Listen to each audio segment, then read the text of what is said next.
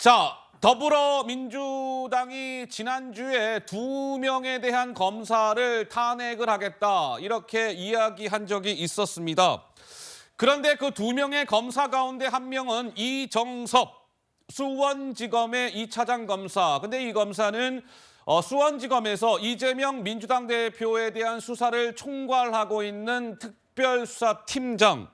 그래서 그러한 검사를 민주당이 탄핵하기로 하면서 논란을 빚은 바가 있었죠. 그런데 민주당이요, 여기서 한 발 더 나아가서 검찰을 이끌고 있는 이원석 검찰총장에 대한 탄핵도 이제 시동을 조금씩 부릉부릉 걸려고 하는 것 같습니다. 먼저 영상 하나가 준비되어 있습니다. 보시죠. 이런 부당한 탄핵은 그만두어야 합니다. 그래도 검찰을 탄핵하겠다고 한다면 이재명 대표에 대한 수사와 기소를 책임진 저를 검찰총장을 탄핵하십시오. 정치적 중립 의무가 있는 공직자로서 매우 편향된 발언을 이어가고 있어 헌법을 너무 쉽게 위반하고 있습니다. 검사 지키기는 마치 군부 독재 시절 하나회의 모습을 보는 것 같습니다. 민주당은 이번에 발의한 검사 이외에도 그 대상과 범위를 확대할 계획입니다. 자, 김용민 의원이 어제 회의석상에서 이야기를 하죠. 이원석 검찰총장 말이에요. 정치적 중립의 의무가 있는 공직자인데 매우 편향됐어요. 이번에 탄핵안 발의한 검사 외에도 탄핵 대상과 범위를 확대할 계획입니다. 따라서 저 발언이 이원석 검찰총장에 대한 탄핵도 더불어민주당이 추진하는 것 아니냐라는 해석이 자연스럽게 따라 붙었습니다. 어제 민주당 대변인도 긍정하는 이야기를 했어요. 이어서 한번 들어보시죠. 이원석 검찰총장에 대한 탄핵 소추 공고 진실을 아까 TF 단장님께서도 말씀하신 것처럼 아마 논의는 될 것 같습니다. 그거는 제가 다시 한번 검토해서 말씀드리도록 하겠습니다.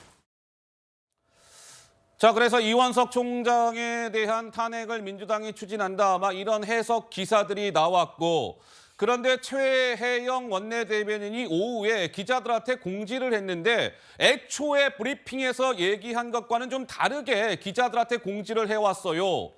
잘못이 있으면 논의할 수도 있다는 취지입니다. 검찰총장 탄핵 논의한 적도 논의 계획도 없다. 뭐 이렇게 밝혔습니다. 장최고 어떻습니까? 더불어민주당이 탄핵을 두고 좀 오락가락 우왕좌왕하고 있는 겁니까? 어떻습니까? 그러니까 결국 검사 탄핵이 이재명 대표 지키기 탄핵이라는 것으로 발목 잡히고 있고 네.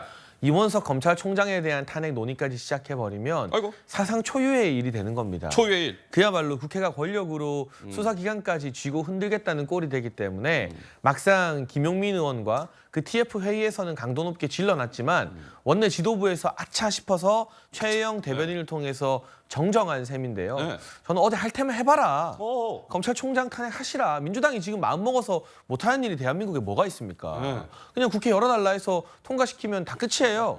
사실상 이 입법부는 민주당에 의해서 통치된 상태이기 때문에 예. 마음대로 그냥 해보시라. 다만 그 후폭풍은 민주당이 오롯이 감내해야 될 것 같고요. 여기서 제가 한 가지 모순점만 좀 짚고 싶은데요. 무슨 모순이 있습니까? 이원석 총장에 대한 뭐 탄핵 논의의 주요 사유로 김건희 여사에 대한 수사를 제대로 안 한다는 걸 민주당이 들고 있잖아요. 예. 김용민 의원 등이. 그런데 이건 추미애 전 장관이 법무부 장관일 때 이미 수사 지휘권을 발동해서 검찰총장은 김건희 여사 사건에서 배제시켜버렸어요.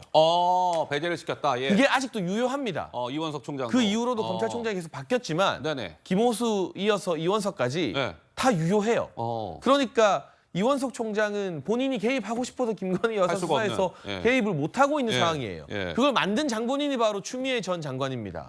그래놓고 갑자기 김건희 여사 수사를 빌미로 이원석 총장을 탄핵하겠다고 하는 건 예. 정말 앞뒤가 안 맞는 것이다 라는 말씀을 짚어서 드립니다.